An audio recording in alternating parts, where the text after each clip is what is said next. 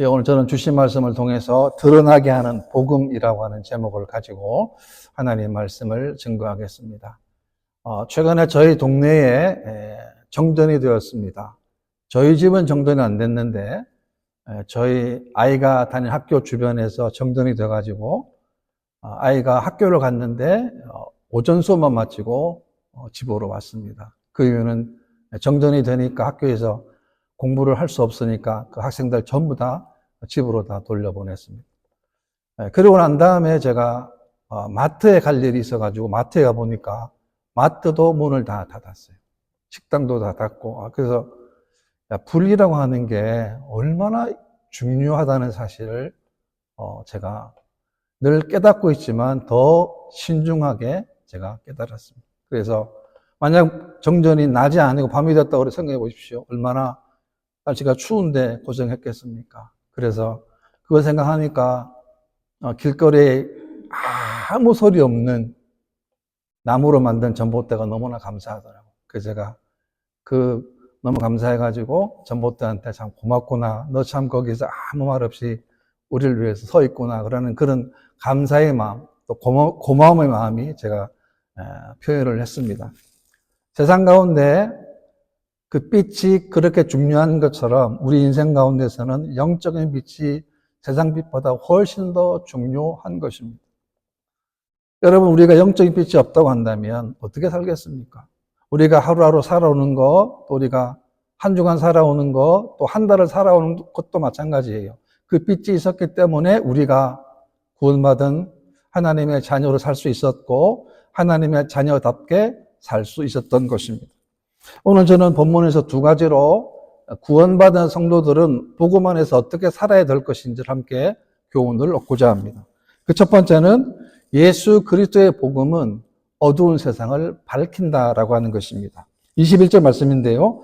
또 그들에게 이르시되 사람이 등불을 가져오는 것은 말 아래나 평상 아래에 두려 함이냐 등병 위에 두려 함이 아니냐라고 했습니다. 여러분, 등불이 왜 필요합니까? 그건 어둡기 때문이죠. 등불을 어디다 둡니까? 높은 곳에 두어가지고 많은 사람들이 그 불을 보게끔 하기 위해서 등불을 높은 곳에 다는 것입니다. 마찬가지로 우리 구원받은 성도들의 삶이 바로 이런 삶이 될 수밖에 없는 거예요. 왜? 우리가 사방을 비추는 빛이 되어야 하기 때문에 그렇습니다. 이 빛을 본문에 보게 되면 두 가지로 나눌 수 있는데요. 첫 번째는 이 등불은 바로 예수 그리스도를 의미하는 것입니다. 예수님은 이 세상의 빛이 되셨고 예수님은 우리의 빛이 되셨습니다. 우리의 삶에 예수님이 빛이 되셨다라고 하는 것입니다. 전제는 뭡니까? 우리가 과거에는 어둠에 있었다라고 하는 겁니다. 예수님 알지 못했을 때는 우리가 어둠에 빠져 살았습니다. 그런데 예수님으로 말미암아 더 이상 어둠에 빠져 있지 아니하고 예수님께로 나와서 주일마다 하나님께 거룩한 예배를 드릴 수 있게 되었고 예배 드릴 수 있게 되었고 또 우리가 매일매일의 삶 가운데 하나님과 함께 할 수 있는 거룩한 축복을 받는 이유는 그분이 우리의 빛이 되시기 때문에 그렇습니다. 여러분, 세상이 아무리 악하고 아무리 흉악해도 빛 대신 주님이 함께하면 문제가 사라지게 된다는 것입니다. 요한일장에 보게 되면 참빛 곧 세상에 와서 각 사람에게 비치는 빛이 있었나니 라고 했습니다. 여러분, 여기 중요한 것이 뭐냐면 그 빛이 각 사람에게 비친다는 거예요. 우리의 형편은 다 다릅니다. 저의 형편, 여러분들의 형편, 삶의 환경 모든 게 다 다른데 예수님의 빛은 각 사람에게 가장 정확하게 가장 귀하게 하나님께서 비춰주신다는 겁니다. 그런데 문제는 뭐냐면 빛이 어둠에 비치되 어둠이 깨닫지 못하더니 라고 성경은 말씀하고 있습니다. 문제는 뭡니까? 사람들이 그 빛을 보면서도 깨닫지를 못한다라고 하는 것입니다. 우리가 사는 세상은 갈수록 더 악해지고 갈수록 더 흉악해지고 갈수록 더 잔인해지고 갈수록 더 비정해지는 세상에 우리가 살고 있습니다. 겉으로는 멀쩡한데 위선과 더러움이 가득 차 있고 속임이 있습니다.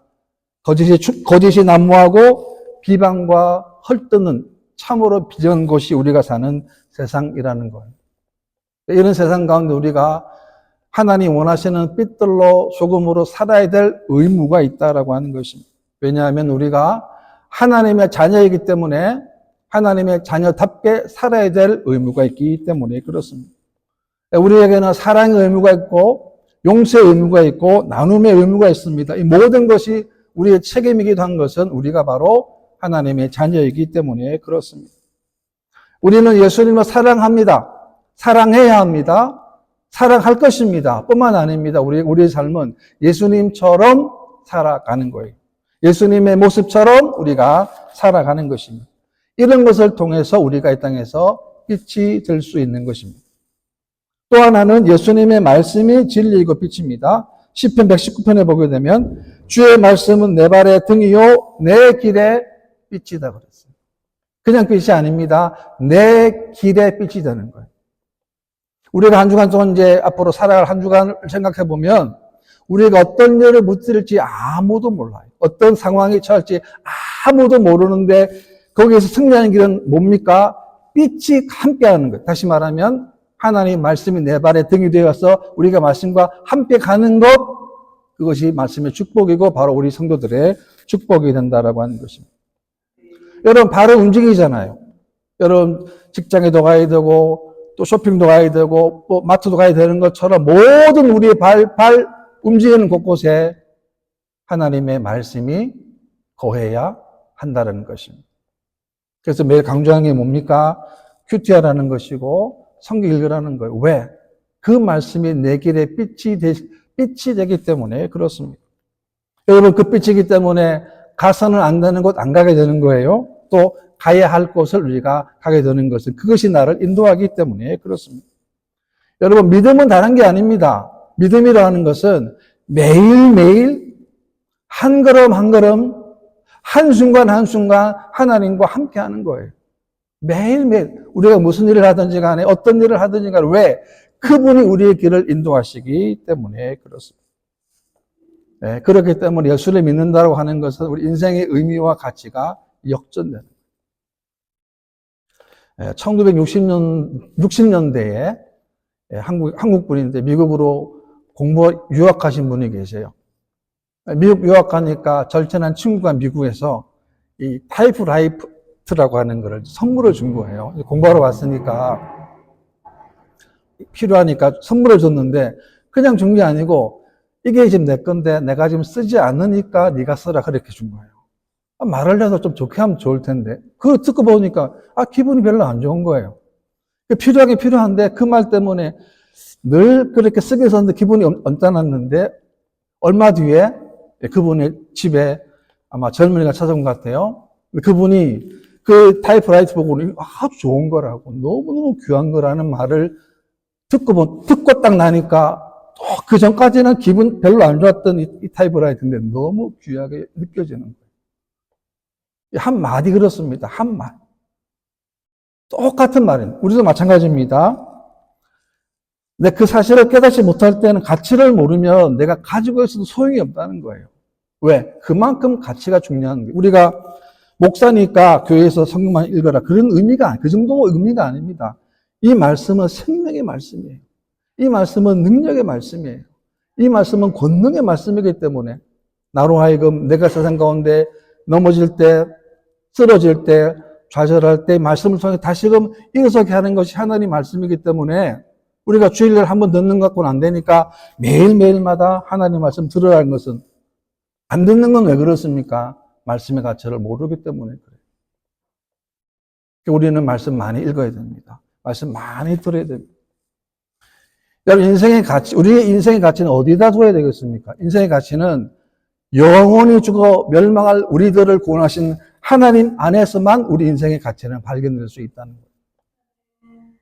그렇지 않으면 세상 가운데 아무리 그 사람이 성공했다 할지라도 끝은 뭡니까? 한마디 아닙니까? 허무한 거 아닙니까? 여러분, 죽음 앞에서 그가 가졌던 재산, 재물, 명예들 무슨 의미가 있겠습니까? 무슨 소용이 있겠습니까? 죽은 거 다 끝이 나는데. 근데 우리는 그런 것이 가치에 두는 것이 아니고 하나님께 두기 때문에 그 가치는 영원하게 되는 거예요. 22절입니다. 드러내려 하지 않고는 숨긴 것이 없고 나타내려 하지 않고는 감추인 것이 없느니라 라고 말씀합니다. 무슨 말입니까? 하나님 말씀인 진리는 잠시 동안은, 얼마 동안은 드러내지 않고 숨길 수는 있어도 그것이 지속될 수는 없다는 거예요. 왜? 언젠가는 반드시 하나님 말씀이 드러나기 때문에 그렇습니다. 여러분, 한국에서도 보게 되면 텔레비에 나와가지고 갑자기 뜬 분들이 과거에 무슨 잘못해가지고 사라진 경우를 보지 않았습니까? 최근에도 보니까 한국에서 무슨 요리 프로그램이 인기를 끌었는데 나와가지고 상 받은 분이 상을 받았잖아요. 좋은 분이었는데 과거에 무슨 어떤 그런 불미스러운 일들이 이제 폭로가 되는 거예요. 그분이 거기 안 나왔으면 몰랐을 거 아닙니까? 그죠? 그 음식 프로그램, 콘텐츠에 안 나왔으면 몰랐을 터인데 나와가지고 얼굴이 알려지는 거, 저 사람 옛날에 무슨 일을 했다는 게 밝혀진 것처럼 우리도 마찬가지라는 거예요. 이 세상 끝나게 되면 우리 모든 것이 다 드러나요. 디모데후서 5장에 보게 되면 어떤 사람들의 죄는 밝히 드러나 먼저 심판에 나아가고 어떤 사람의 죄는 그 뒤를 따르나니 그 죄는 두 가지입니다. 은밀된 죄가 있고 드러난 죄가 있다. 어떤 죄든 간에 그 죄는 반드시 드러나게 된다는 거예요. 여러분, 세상에서는 안 드러날 수도 있습니다. 그런데 하나님 앞에서는 반드시 그 죄가 드러나게 된다는 것입니다. 뿐만 아닙니다. 우리의 선행도 드러나게 된다는 거예요. 에베소 5장 말씀 보게 되면 너희가 전에는 어둠이더니 이제는 주 안에서 빛이라 빛의 자녀들처럼 행하라 라고 말씀합니다. 여러분, 구원받은 성도들은 우리가 하나님의 은혜 가운데서 말과 행위로서 우리가 빛의 역할을 감당하는 것입니다.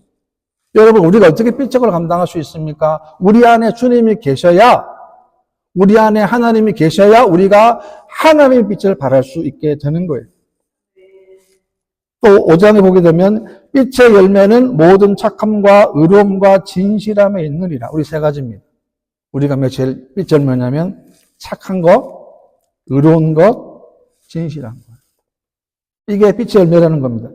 착하다고 하는 것은 관대함을 말하고 있고, 의롭다라고 하는 것은 하나님과 사람에 대하여 의무를 다하는 것을 말하고 있고, 진실함이라고 하는 것은 선하고 거짓이 없는 삶을 말하는 거예요. 이 세 가지는 우리가 주님 나라 가기까지 이 세상에서 드러내야 될 열매라고 하는 것입니다. 왜? 우리는 하나님의 거룩한 자녀이기 때문에 그렇습니다. 여러분, 하나님의 나라라고 하는 것은 말만 앞서는 것이 아닙니다. 하나님의 나라는 우리가 빛된 삶으로 행동으로 드러나는 나라가 하나님의 거룩한 나라인 것입니다. 우리가 믿음을 지키고 빛된 삶을 살아갈 때에 하나님을 기쁘시게 할 수 있기 때문에 그렇습니다. 그러니까 이 빛의 열매가 얼마나 맺히느냐에 따라서 신앙의 진가가 판명되는 것입니다. 기억하십시오. 모든 착함, 의로움과 진실함의 열매를 우리가 맺어야 하는 것입니다. 그 다음에 두 번째는 하나님 말씀에 듣고 깨달음의 축복입니다. 23절인데요.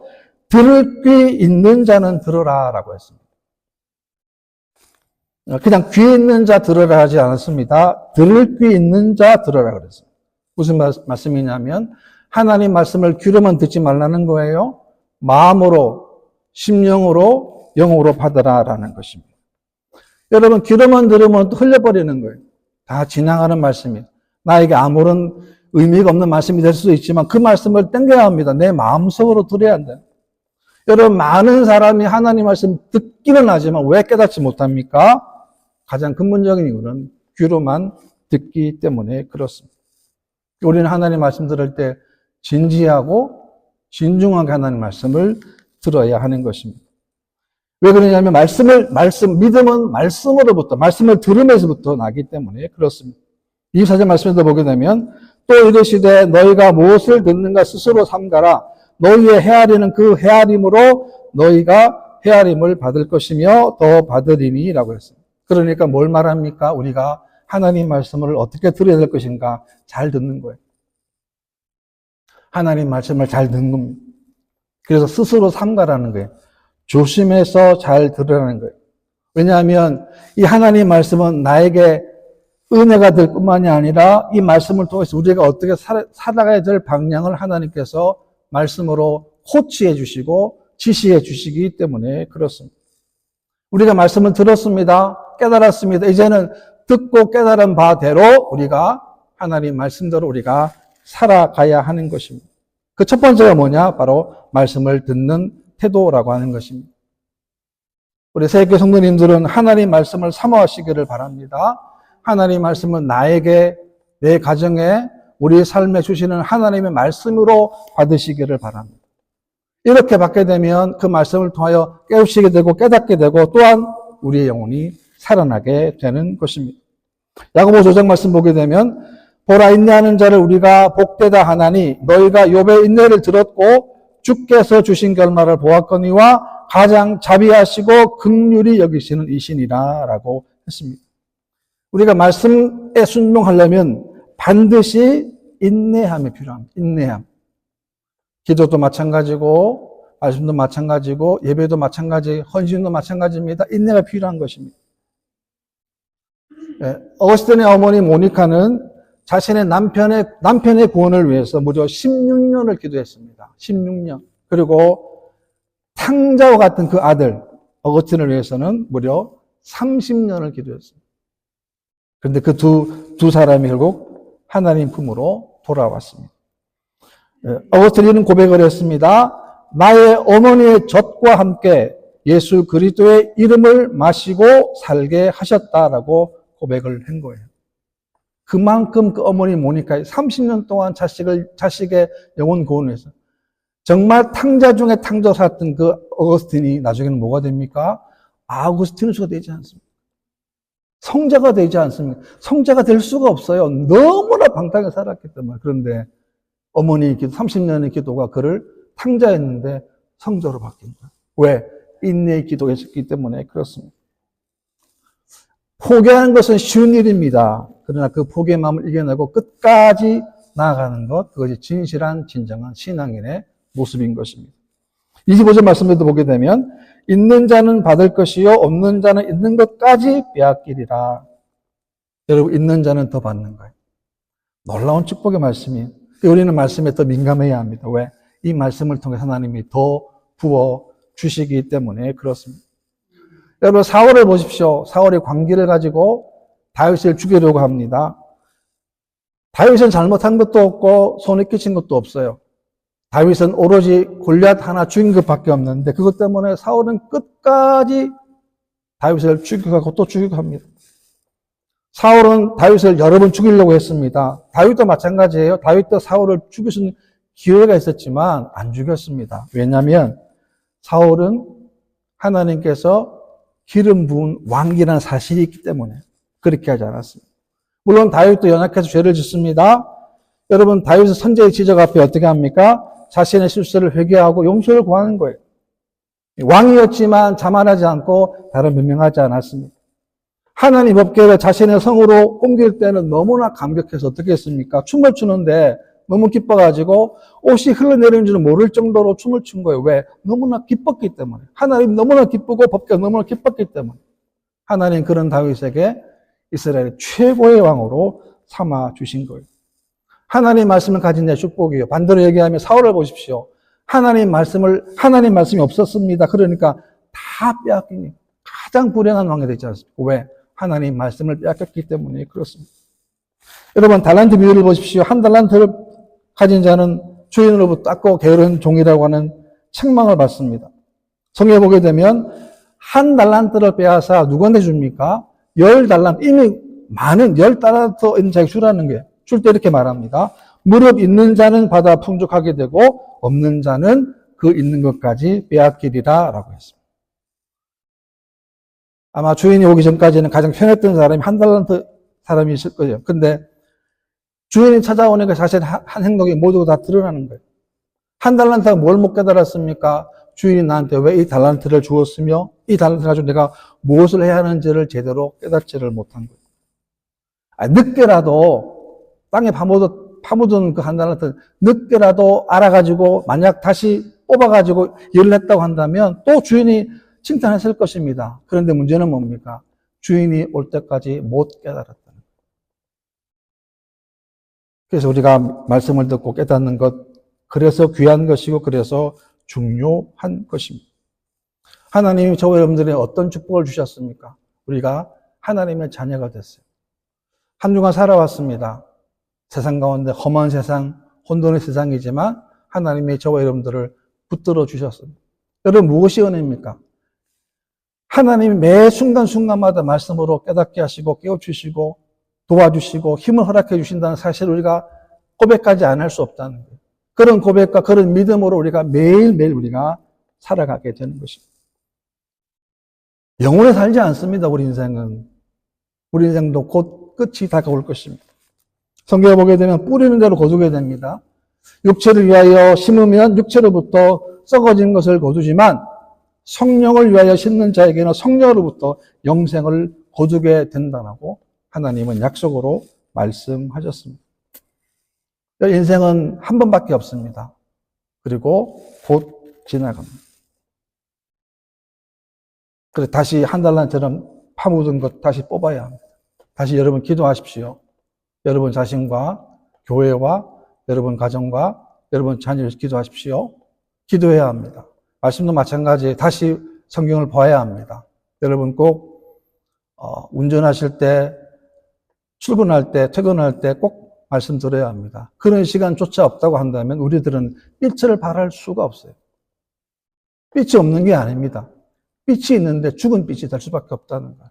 그래서 날마다 다시금 예배도 마찬가지 그 기회를 하나님이 허락해 주신 거예요. 왜? 살아있으니까요.